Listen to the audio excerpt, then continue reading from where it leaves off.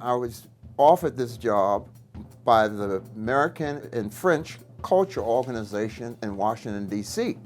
to do the job. I explained to them that I didn't have American passport anymore. So they told me, I told them I had a Swiss passport, so they told me that they would arrange the visa application to do this engagement, which was November the 15th, for the 369 Harlem Hellfighters from World War I. I was supposed to honor them because they hadn't been honored in 100 years. What had happened was all the formalities went through, and they applied for the I believe 127 petition, whatever it was, and everything went through, and they sent that here to Switzerland, where they would give me an O1B visa into my Swiss passport.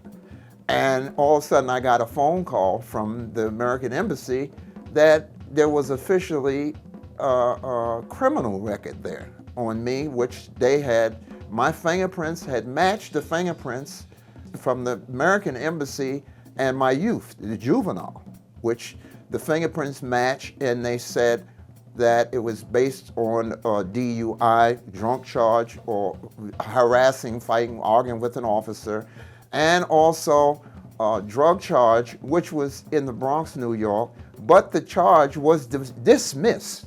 That charge was dismissed in court, you see? So they said they would not be able to issue this visa to me to enter the United States to perform this engagement. At first it bothered me, but I don't understand. One reason I don't understand the Justice Department in the United States of America, because we have a system, it's supposed to be considered as a youthful offender.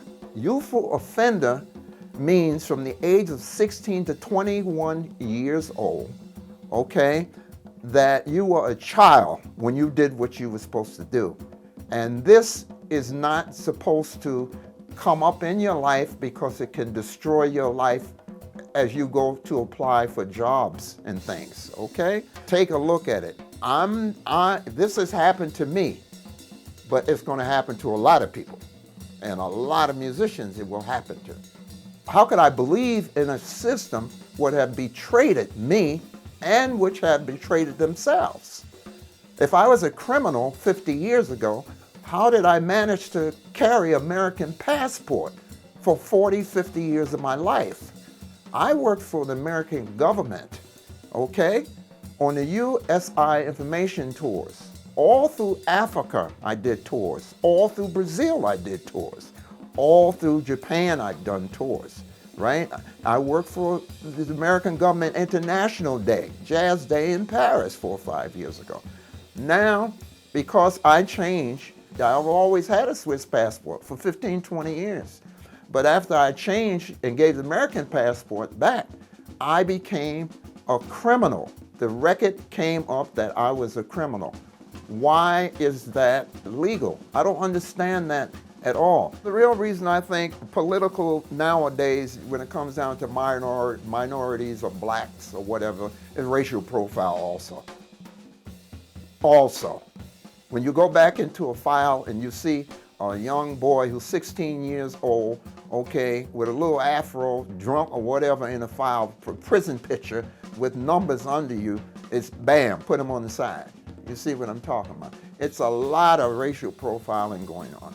I saw this I was in the riots with Martin Luther King. Yeah, I was picked up in those riots in 68, 69. And I see the same thing begin to happen now, but it's worse. This is worse than what it is. This man was not welcome in that White House. That's all I can really say.